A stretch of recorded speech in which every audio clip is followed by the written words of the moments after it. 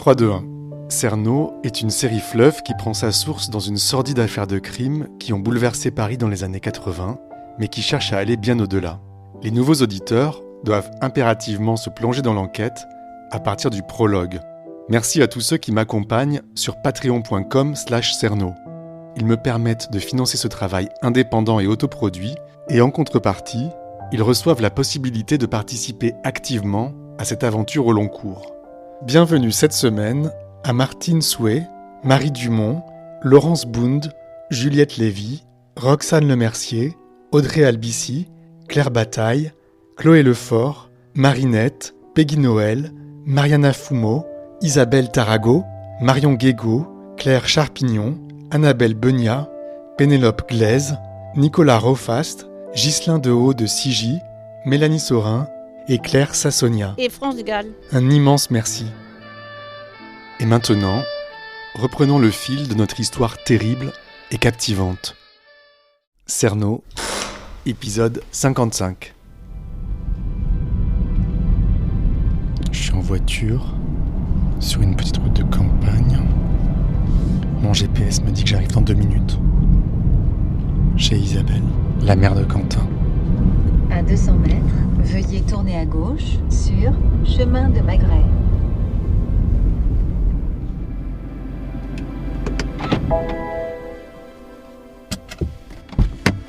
C'est une maison au milieu des champs.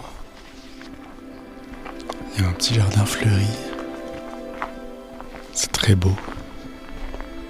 Il y a un chat qui dort sur une table. J'entends des voix à l'intérieur. Bonjour. Je suis bien chez Isabelle. La vie, elle est dégueulasse et tout ça, mais bon, c'est des gens qui savent pas vivre, c'est tout. Oui. Et bien sûr. L'être humain, c'est ça. Il faut toujours croire en l'être humain. C'était à Paris dans les années 80, on l'appelait le tueur de vieilles dames. Personnellement, moi, il m'a rien fait. Je fais un podcast. Non. Nous, on s'occupe pas des autres. La justice, elle a fait son travail, ça y est, c'est fini, non? Pourquoi on tue? Quelle drôle de question. L'amour. Tigersprung. Visperbrot. Ça fait du bien. Oh oui. Et Oui. Boum boum. On va aller prendre un café. 3, 2, 1. Julien, Jackie. enchanté. Non, les chiennes. Les gens qui sont gentils? Tout à fait gentils. 2 gros chiens noirs. Bonjour. Bonjour Julien, vous allez bien? Ça va et vous? On peut se... On se donne un coup de coude. Un coup de coude. Ça va? Oui, ça va très bien, merci. Je suis arrivée il n'y a pas très longtemps.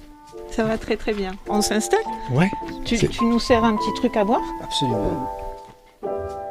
C'est beau ici. Ouais, hein? Ouais, on est très bien ici. Vous avez vu sur un champ de tournesol, Une belle vue. une maison, c'est calme, c'est C'est paisible. une belle maison. C'est une maison sensible, on va dire. Ça veut dire quoi? Mais ça veut dire qu'en fait, c'est une maison dans laquelle on se sent bien dès qu'on y rentre. Asseyez-vous, un petit fauteuil avec des fleurs.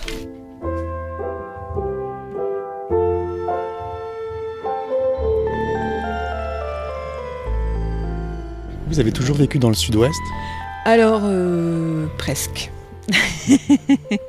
Moi, je suis née dans le Béarn et après, je me suis installée à Toulouse quand j'étais très jeune. Je suis restée un bon moment et puis après, je suis allée à Marseille aussi. Pourquoi vous vous êtes installé à Toulouse? Toulouse parce que c'était pas très loin de la ville d'où je venais, parce que j'avais beaucoup de copains qui venaient s'installer dans le coin, parce que c'était une ville jeune, une ville étudiante, où il y avait plein de mouvements. À l'époque, c'était vachement sympa. Ouais. Vous y êtes arrivé à quel âge? 18 ans. Ouais, 18 ans. Vous étiez étudiante? Non, j'étais pas étudiante. Moi, j'étais un peu rebelle. J'étais chez les bonnes sœurs, enfermée, dans un pensionnat, et dès que j'ai eu 18 ans, je suis partie. Voilà, et du coup, j'ai pas fait d'études. Je me le suis un peu reproché par la suite, et puis finalement pas.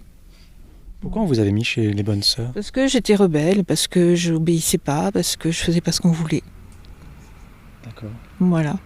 J'avais des parents très gentils, mais bon, qui étaient pas très ouverts sur ce qui me faisait envie à moi. C'est-à-dire les voyages, la musique, les copains rock'n'roll, un peu punk de l'époque et tout. Et en fait, voilà quoi.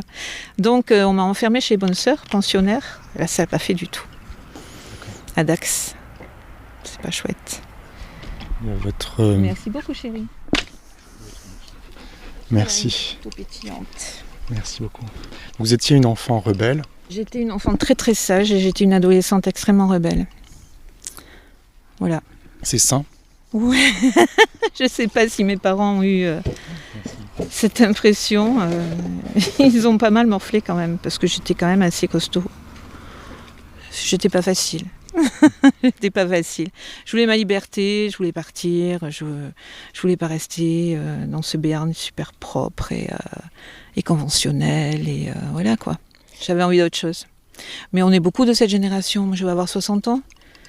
Donc on est énormément de gens, je connais plein de gens comme moi en fait, qui se sont beaucoup assagis après. Pourquoi vous étiez comme ça, cette génération ? Alors la génération, j'en sais rien. Moi j'étais comme ça parce que j'avais une mère très soumise, très amoureuse de mon père et qui acceptait beaucoup de choses inacceptables. Et très jeune, je me suis dit que je ne serais jamais comme ça. Que je serais tout l'inverse en fait. Et j'ai été tout l'inverse. Donc, vous vous enfuyez à Toulouse quelque part ? Oui. Ouais. Dès que vous êtes majeur ? Je me suis enfuie à Londres d'abord, j'y suis restée quelques mois et puis je suis revenue. Alors je suis revenue plutôt par ici en fait, parce que j'ai croisé un garçon qui était beau, qui était très sympa et qui avait une maman qui habitait dans le coin ici. Et donc du coup, je suis revenue avec lui ici dans le coin et on a un peu vagabondé de le squat en squat, avec sa mère qui était très sympa, qui acceptait ce qu'on était, voilà, ça a duré un petit moment. Et puis bon, de fil en aiguille, je suis restée dans le coin, j'ai trouvé des jobs dans le coin, et je suis restée là, voilà. Pourquoi Toulouse ? Mais pour cette raison, ce que je vous disais tout à l'heure, quoi. Donc c'était une ville qui bougeait ? Ouais, c'était une ville qui bougeait, c'était une ville sympa, hein. C'était une ville sympa. C'était encore une ville authentique. Hein. C'était une ville qui était très mélangée. Il y avait des quartiers encore où il y avait des gens normaux qui vivaient, quoi. Et puis maintenant, ça s'est gentrifié.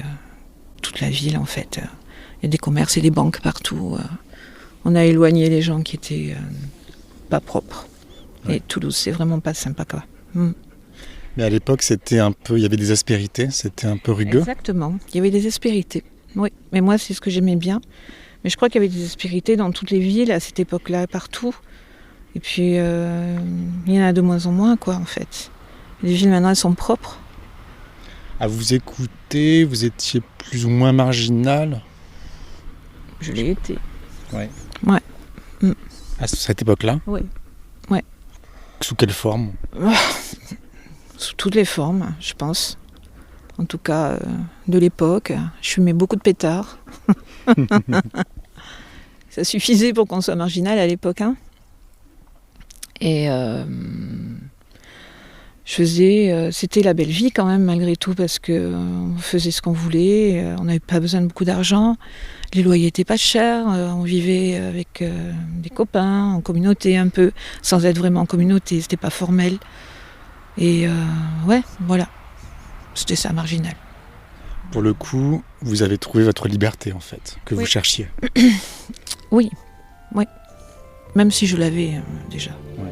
Oui. Elle était en vous. Oui, complètement. Ouais. Oui, ça c'est vrai.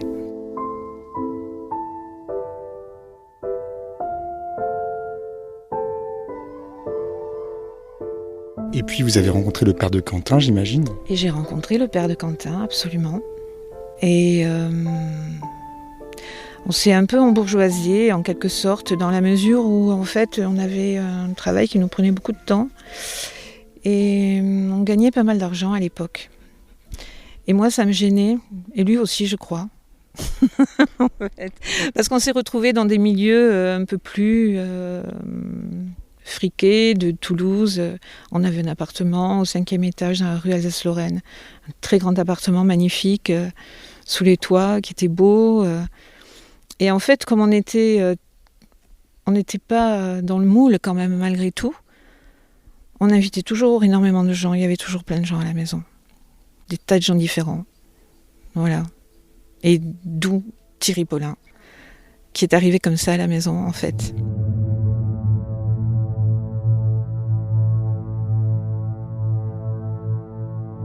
Comment il est arrivé ? En fait, à l'époque, on avait mon compagnon, le papa de Quentin, était chef d'équipe d'une boîte qui s'appelait Série Diffusion et qui vendait des sérigraphies au porte-à-porte. C'est-à-dire qu'en fait, on montait des équipes de jeunes gens. La plupart, c'était des étudiants qui avaient besoin de job et de faire un peu de sous. Et qu'on lâchait comme ça dans des endroits. Et quand ils avaient énormément de bagou et qu'ils arrivaient à vendre des sérigraphies, ils se faisaient pas mal d'argent.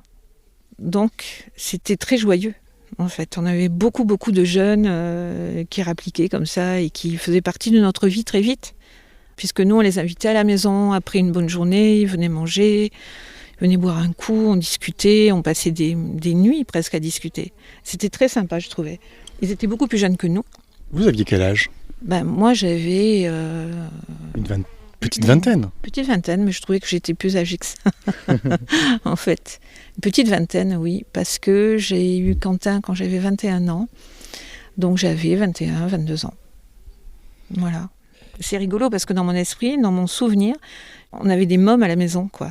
Et en fait, ils avaient quasiment notre âge, ils étaient un peu plus jeunes que nous. Mais vous étiez plus installés. Oui, on avait vécu davantage de choses aussi, très certainement. Oui, plus vite, plus fort, plus voilà quoi. Et on était vraiment dans l'empathie quand même avec ces jeunes, c'est-à-dire qu'il y en avait beaucoup qui étaient... Bon, il y en avait qui étaient tout à fait stables et qui étaient étudiants et tout ça, puis il y en avait qui étaient paumés.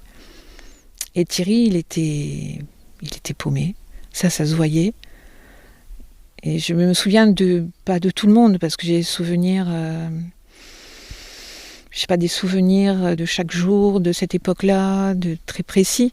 Mais je me souviens de 2 personnes. Je me souviens de lui, et je me souviens d'une jeune fille qui s'appelait Claire, aussi, qui avait le même âge. Ils s'entendaient bien tous les deux. Tous les deux étaient un peu paumés. Décrit par ceux qui l'ont approché comme un être inconscient, mythomane et amoral, Thierry Paulin avait stupéfait policiers et magistrats lors de son arrestation en décembre 87. Il tue comme d'autres vont au bureau, avait confié un policier. Il tue comme d'autres vont au bureau.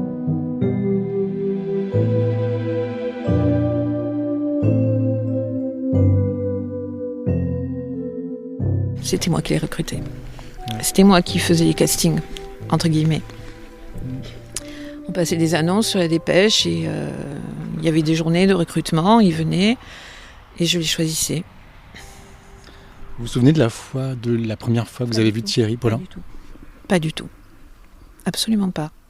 Je me souviens de choses très précises de lui, des images, j'ai des images. Je me souviens j'ai un sentiment d'avoir rencontré ce jeune homme. En fait, il y a une espèce d'énorme dichotomie entre le Thierry Paulin que j'ai connu et le Thierry Paulin que j'ai... Enfin, le jour où j'ai compris que c'était lui qui était le tueur des vieilles dames de l'Est parisien, quoi. Enfin, je n'arrive pas, encore aujourd'hui. C'est pour ça que j'étais intéressée de vous rencontrer. Parce que vous allez peut-être pouvoir me raconter des choses aussi de lui. Mais j'ai toujours trouvé ça... Alors... presque horrible en fait. Oui, c'est certainement un monstre, bien sûr, mais moi j'ai pas connu un monstre. Moi j'ai connu un môme un peu paumé, adorable, gentil, doux. J'aurais jamais laissé Quentin si je l'avais pas senti comme ça. Et en général, je sens à peu près bien. Si j'ai une qualité, c'est presque celle-là, de sentir les gens, quoi. Et 30 ans après, 32 ans, j'arrive pas à faire le lien entre les 2 personnes. Je voudrais comprendre en fait ce qui s'est passé. Qu'est-ce qu'on lui a fait pour qu'il devienne comme ça ? Quelque temps après, j'ai voulu en savoir un peu plus, donc il y avait pas grand-chose à part des trucs hyper racoleurs, des détectives, des magazines, ce genre de trucs qui ne m'apportaient absolument rien. Mais la seule chose dont je me souvienne, c'est d'avoir entendu qu'il avait une maladie psychiatrique, il avait un problème, une pathologie, qui lui interdisait d'avoir des sentiments, d'avoir de l'empathie. Je ne savais pas que c'était une maladie, mais visiblement c'en est une. J'ai entendu ça. Alors je me suis dit, ok, mais est-ce que ça vient tout d'un coup ? Est-ce qu'on a ça quand on est tout petit ? Est-ce que c'est accéléré par des choses qu'on a connues ? Je ne sais pas, en fait.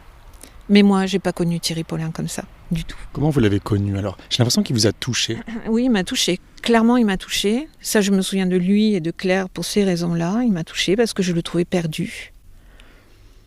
Je le trouvais très seul, en fait, quand je l'ai rencontré. Son homosexualité, il n'en a jamais parlé, mais on l'a deviné avec Georges, le père de Quentin. On a senti que c'était un problème. On en avait parlé, je me souviens. Que c'était un problème, disons que c'était un problème pour lui parce que certainement il n'avait pas fait son coming out, il n'avait pas pu, il n'avait pas, enfin, à l'époque ça se faisait peut-être pas comme ça, je sais plus, mais il était très proche de cette jeune fille qui s'appelait Claire parce qu'elle était extrêmement féminine. Elle était très maquillée, avec une grande chevelure blonde, elle était toute jeune, elle est très mignonne et ravissante quand elle n'était pas peinturlurée comme ça. Mais elle était bien, elle, quand elle était cachée derrière ça. Et lui le comprenait. Je me souviens, fête de soirée, une en particulier, où elle a descendu les escaliers de notre appartement comme ça, elle est arrivée dans le séjour. Et je lui dis, mais Claire, t'es ravissante, quoi. T'es mignonne comme tout, comme ça, au naturel, t'es belle. Et lui, il l'a regardée, il a dit, moi j'aime bien maquiller aussi. Et ça se sentait dans son regard qu'en fait, il avait une empathie avec elle, quelque chose. Il comprenait, en fait, sa planque, quoi. Parce qu'elle se planquait. Elle aussi, elle n'était pas bien. Mais Thierry Paulin, il n'était pas du tout agressif. On avait beaucoup d'argent à l'époque, je me souviens. On a gagné plus d'argent que la majorité des gens. Il y avait de l'argent à la maison. Il y avait des billets qui traînaient sur les tables. Si ça avait été ça qui le motivait, mais il aurait trucidé tout le monde chez nous. Enfin, je sais pas. Mais je sais pas. Qu'est-ce qu'il venait chercher chez vous ? Un foyer ? Oui, clairement, oui. Oui, clairement, oui. Oui. Lui et d'autres. Mais lui, principalement, oui. Oui.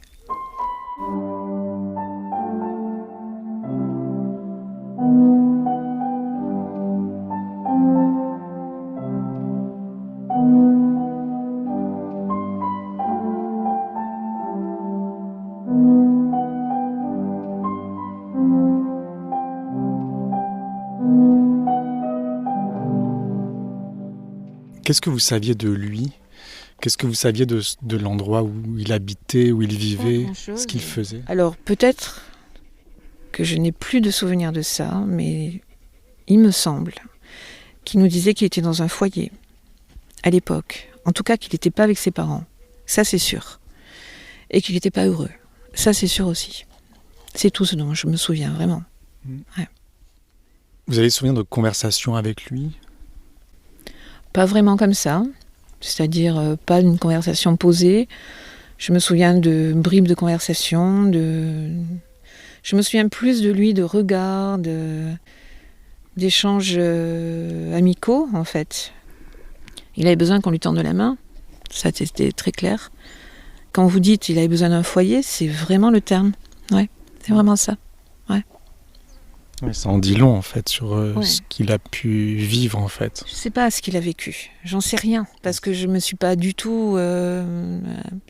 Je m'y suis intéressée, bien sûr, mais c'est la première fois, en fait, j'ai commencé à écouter vos podcasts ce matin, à 5h du matin, quand je me suis levée. Et évidemment, j'ai écouté juste 3 numéros, les 3 premiers. Je vais tout écouter, parce que je vais apprendre des choses, là, pour le coup, très certainement. Mais c'est la première fois que je vois quelqu'un qui s'intéresse à lui, en fait, à ce qu'il était avant, et pas forcément au meurtre qu'il a commis. Et bien sûr que c'est important. Il y a des victimes, et dans ces cas-là, on pense aux victimes aussi, quoi. Ça, je comprends, bien sûr. Et je comprends la démarche, mais moi, franchement, j'aimerais savoir pourquoi. Et puis il est mort, quoi, enfin, sans avoir été jugé, sans qu'on ait cherché à comprendre, en fait, ce qui s'est passé. Qu'est-ce qu'on lui a fait ? On ne devient pas un psychopathe comme ça. Enfin, je crois pas, je sais pas.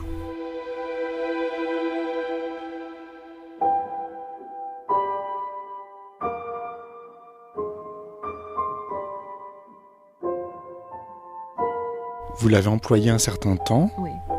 donc il faisait du porte-à-porte. Oui. Il était très doué. Ça, je me souviens. C'était un très bon élément, comme on disait à ce moment-là. Après, je me suis dit, est-ce que ça ne lui a pas permis, ce passage chez nous, pour arriver à rentrer chez les gens? C'est vrai que je me suis aussi posé la question, plus facilement, parce qu'il avait des codes, en fait, une façon de fonctionner. Il avait peut-être appris ces codes-là avec nous pour pouvoir rentrer plus facilement chez les gens, je ne sais pas. J'espère pas. En tout cas, je sais que moi, mon premier job, c'était comme ça, du porte-à-porte. Ouais. Et que ça m'a beaucoup appris pour mon métier. Ça apprend énormément de choses, bien sûr. Qui est d'entrer aussi, d'arriver chez les gens. Ouais. Donc, c'est possible qu'il ait appris sa méthode aussi, quelque part, Ouais. à ce moment-là. Mais bon, Ouais. ça, vous pouvez pas savoir. Non, je ne saurais jamais, mais j'y ai pensé, bien sûr. Mhm. J'y ai pensé, ça fait 30 ans que je pense à beaucoup de choses. J'y pense fréquemment, quand même. J'en ai très peu parlé autour de moi, quasiment personne ne le sait, à part mes enfants, Quentin, bien sûr. Mais Faustine aussi, parce que Faustine est née le jour où j'ai vu son visage à la télévision. J'étais enceinte de ma fille, de mon 3e enfant, et j'ai entendu à la radio, parce que j'écoute beaucoup la radio, j'ai entendu le nom de Thierry Paulin, et qu'ils associaient au tueur de vieilles dames. J'ai allumé la télé, j'ai vu son visage, avec ses cheveux blonds que je ne connaissais pas, parce que moi je ne l'ai pas connu comme ça. Et c'était un afro, quoi. Il avait des cheveux noirs. Et je l'ai reconnu immédiatement, bien sûr. Mais ça m'a déclenché l'accouchement de ma fille. Elle est née le 5 décembre à 2h du matin. C'est fou. Ça a juste laissé le temps au père de Quentin de m'appeler en me disant « Est-ce que tu as entendu ?» J'ai dit oui. Et j'ai eu mes premières contractions pas très longtemps après. Le chien qui me saute dessus. Oui. Gentiment. Oui, elle est très gentille. Et elle est née avant terme alors, Faustine? Elle n'est pas née avant terme, non, elle est née à terme, quelques jours. Ça devait certainement arriver, mais bon, paf quoi. Ça a été un choc tellement violent, Qu'est-ce qui s'est passé dans votre esprit? C'était impossible en fait. J'ai dit non mais ce n'est pas possible, ce n'est pas lui, il se trompe, ils sont en train de se tromper. C'était impossible pour moi, impossible. Très clairement. Ça l'est presque encore aujourd'hui. Je n'arrive pas à faire le lien entre ces deux personnes. Pour moi, c'est pas les mêmes. Je ne peux pas. Je ne peux pas. Madame, monsieur, bonjour. Un jeune homme soupçonné du meurtre de plusieurs vieilles dames a été arrêté hier par la police parisienne. Thierry Paulin, âgé de 24 ans, a avoué avoir assassiné 11 vieilles dames, 7 dans le 18e arrondissement et 2 dans le 14e. Et donc, vous l'aimiez beaucoup. Il avait beaucoup de talent dans ce métier-là. Je l'aimais beaucoup. Oui, je l'aimais bien. Je l'aimais bien. C'était un homme paumé, c'est clair, mais ça n'empêchait qu'il était intéressant et que je pensais qu'il avait du potentiel, que je pensais qu'il pouvait faire de sa vie quelque chose de bien. Ouais. Et vous lui avez confié Quentin? Oui, je lui ai confié Quentin très peu. Il a dû le garder une soirée ou deux. Mais franchement, après, effectivement, ça a été un enfer. Ça, c'est un enfer, d'imaginer qu'il ait pu lui faire du mal. Mais je ne peux pas le croire, pas 2 secondes. Pas 2 secondes. Je ne peux pas imaginer qu'il ait fait du mal à Quentin. Ça, c'est vraiment pas du tout, quoi. Qu'est-ce qu'il pensait de Quentin, Thierry Paulin? Il aimait beaucoup Quentin. Ça, je m'en souviens. Il était doux avec, il était gentil, il avait un regard adorable. Il l'avait dans les bras. Souvent, je me souviens, là, près de la cheminée, l'avoir vu avec Quentin dans les bras. C'est à lui que j'ai confié Quentin. C'est pas à quelqu'un d'autre de ces jeunes-là, en fait. Donc ça veut dire qu'à l'époque, je ne pouvais pas imaginer une seule seconde. C'est certainement lui qui me l'a demandé. En plus, qui m'a dit, écoute, si tu as besoin d'un babysitter, je peux faire le babysitter. Ensuite, il est parti à Paris. Ça, par contre, je ne me rappelle pas du tout. Comment ça s'est terminé ? En fait, ces jeunes restaient le temps vraiment de se faire l'argent dont ils avaient besoin. Et ensuite, ils partaient. Voilà. C'était pas... ils n'avaient pas de CDI. Et vous l'avez oublié ? Oui. Oublié, non, je n'ai oublié personne. En tout cas, des gens que j'aimais bien, non, je pensais à eux très certainement, mais on n'a pas eu de lien. On n'a pas gardé de lien une fois qu'il est parti, non. Vous aviez entendu parler à l'époque des meurtres des vieilles dames dans Paris ? À l'époque où c'est arrivé, oui, certainement, oui, j'ai entendu parler de ça. Oui, bien sûr. J'en ai pas le souvenir, mais en tout cas, quand j'ai entendu, on a trouvé le tueur des vieilles dames de l'Est parisien, et il s'appelle Thierry Paulin. J'étais pas surprise d'entendre qu'on avait trouvé un tueur de vieilles dames. J'étais juste surprise que ce soit Thierry Paulin. Voilà. Quelle trace ça a laissé en vous, cette histoire ? Un goût amer, ou de ne pas avoir su déceler quelque chose qui allait pas chez ce garçon, en me disant que j'aurais peut-être pu l'aider. J'en sais rien, pourquoi pas, si personne n'a jamais rien fait. C'est ça, en fait. Et le fait que j'aimerais un jour comprendre, en tout cas comprendre, c'est-à-dire qu'on me dise, mais tu sais, en fait, voilà, il a subi ça, Thierry Paulin. Ça, qui fait que son cerveau a été détruit et il est devenu ce qu'il est devenu. Parce que j'ai du mal à imaginer qu'on naisse psychopathe et tueur de vieilles dames pour quelques sous. J'ai vraiment du mal, en fait, à comprendre. Voilà. C'est-à-dire qu'il se serait passé quelque chose entre Toulouse et les meurtres ? Oui. Ouais. Qu'est-ce qu'il aurait pu se passer ? Ou avant, ou quelque chose qui aurait laissé tellement de traces en lui, voilà, un jour, il devient un tueur. J'arrive pas, en fait, à faire la corrélation entre les deux personnes. Je n'y arrive pas. C'est ça la trace que j'ai, en fait. C'est très... Les rares personnes qui savent ça, pour eux, c'est anecdotique, c'est presque rigolo. Ah, Quentin, tu as été gardé par Thierry Paulin, c'est tellement drôle. Non, en fait, ça l'est pas. C'est pas drôle. Non, c'est pas drôle. Mon Dieu, non, c'est pas drôle. Non, c'est pas drôle. C'est pas drôle. Parce que quand même, malgré tout, j'ai ce regret. Quand elle m'a dit l'autre jour que son père, il en avait parlé à son père, que son père se souvenait très peu de lui. Très peu. Qu'il se souvenait même pas qu'il avait gardé Quentin. Mais moi, ça m'a pas lâché quand même, malgré tout. Ça m'a pas lâché. Voilà. Et vous, qu'est-ce que vous êtes devenu ? Ah, j'ai une vie un peu atypique.